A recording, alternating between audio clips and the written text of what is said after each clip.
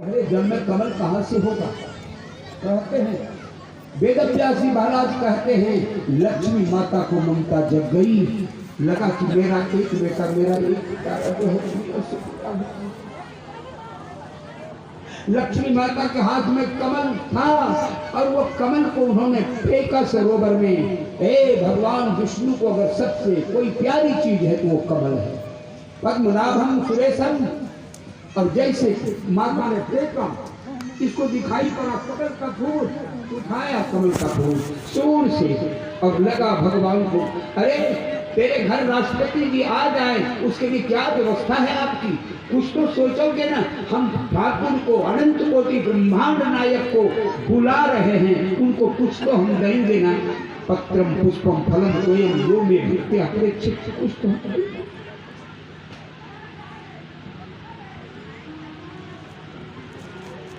कमल का फूल उठा सूर से और फिर हे गोविंद राखो शरण, अब तो जीवन पर्यंकर। और उसी क्षण ये राधा ये रुक्मिणी और कृष्ण आपस में पलंग पर बैठे थे।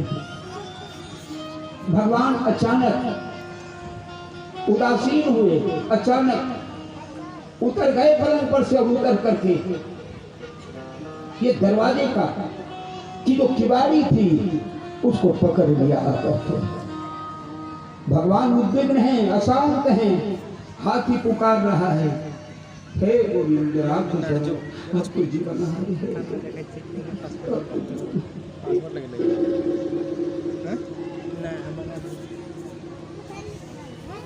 जैसे पलंग पर से नीचे आए भगवान, रुक्मिणी पीछे आई। भगवान हमसे कोई गलती हुई क्या?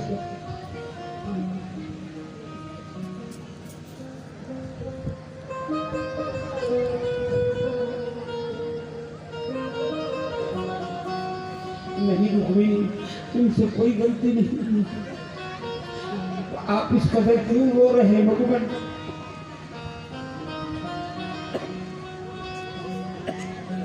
क्यों भगवान? अगर हमसे अवज्ञा नहीं हुई है, गलती नहीं हुई है, तो आप हमसे बोल क्यों नहीं रहे?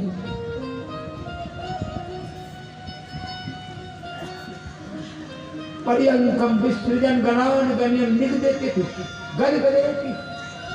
भगवान उठे, पीतांबर को कसा कमर से। क्या लिखा मेरे भाई बहन? पर्यंकम विसृजन गणान गणयन भूषामणि निगदितम भूषामणि विस्मरम उत्तानोपि गदा गद गजहि निगदन पद्मान लोकयन्। अरे मेरी गदा, मेरी गदा, मेरी गदा कहाँ है? देव पागल हो गए, दौड़ लगा रहे हैं पूरे कक्ष में। रुक्मिणी दौड़ रही है। भगवान क्यों ये गदा क्यों मांग रहे हैं? क्या हो गया प्रभु? वो नहीं पा रहे हैं, व्याकुल की तरह पागल हो गए।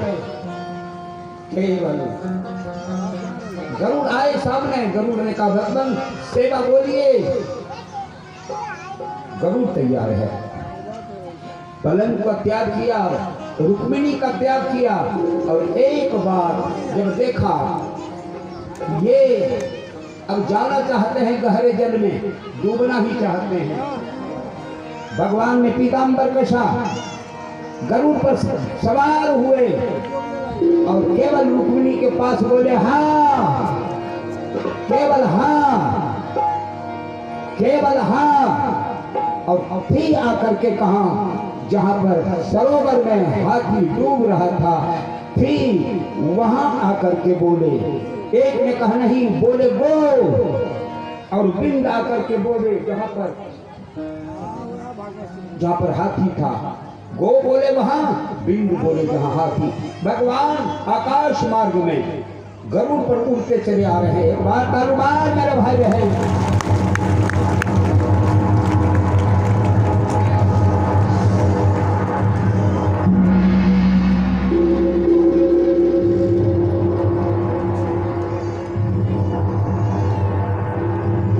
और देखा हाथी में डूबते हुए हाथी ने, श्वास टूटते हुए हाथी ने हमारे प्रभु पीतांबर सामने बदन पर पीतांबर फहराता आ रहा है। आकाश मार्ग में क्या दृश्य रहा होगा, कल्पना कर मेरे भाई बहन।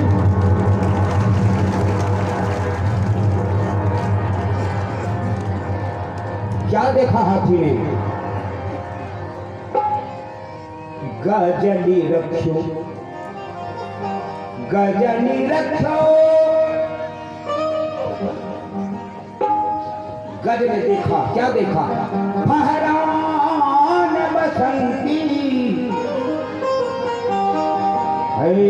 गजनी रखो फहरान बसंती, गजनी रखो फहरान बसंती,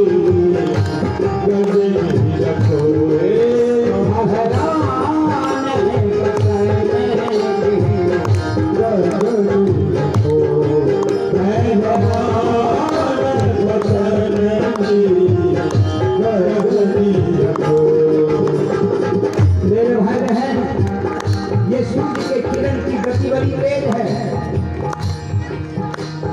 उससे गति तेज है गरुड़ की, गरुड़ से गति तेज है मन की। और जब गरुड़ नहीं चल पा रहा है, लगा कि डूब जाएगा, बोल हर हर महादेव, सीधे भगवान गरुड़ पर चले आ रहे हैं। अब लगा कि अब बचा नहीं सकेंगे, गरुड़ पर से सीधे कूदे भगवान, और कूद करके जैसे आकाश मार्ग में अकेले चल रहे हैं, पीतांबर फहरा रहा है। हाथी ने देखा, क्या देखा? गजनी रखो फहरान बसंती, गजनी रखो फहरान बसंती,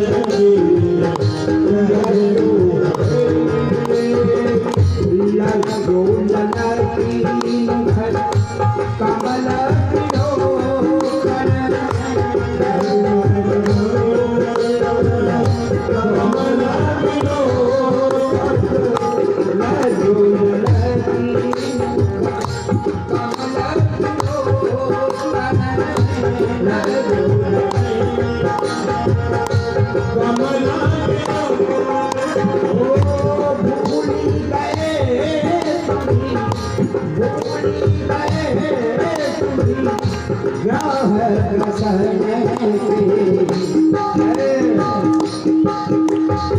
क्या कमाल है। जैसे हाथी ने देखा भगवान को, उनकी सुंदरता को, उनके सौंदर्य को, भूल गया कि हमको ग्राह में पकड़ा है, दर्द खत्म हो गया। भूल गयो ग्राह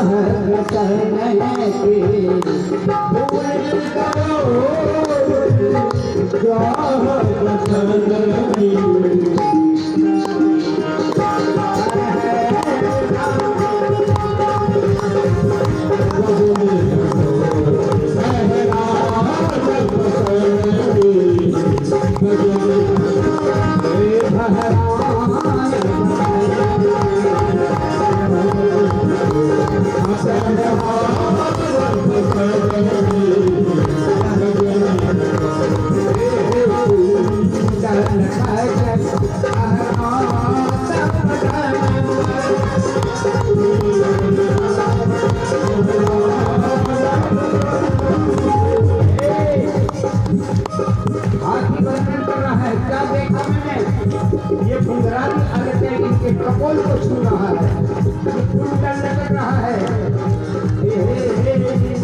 उल्टा लटक रहा है, राता पता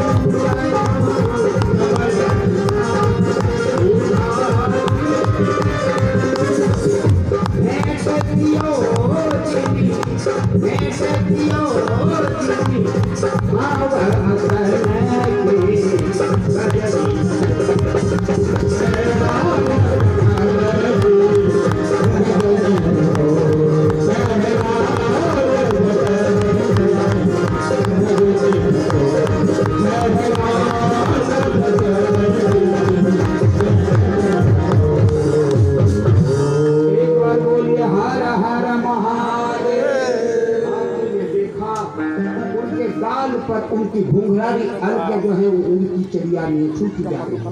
कुंडल जो है वो ठहरा रहा है, पीताम्बर जो है उसको कमर से कसे हुए हैं। ऐसा स्वरूप देख करके ग्राह का काटना पकड़ना दर्द भूल गए। क्या छवि रही होगी हे ठाकुर। कभी कभी जो ऐसे लोग बीमार पड़े हैं ना, एक बार उनको भी दर्शन अगर उनकी इच्छा हो तो जरूर दिखाना, उनकी सारी बीमारी दूर हो जाएगी।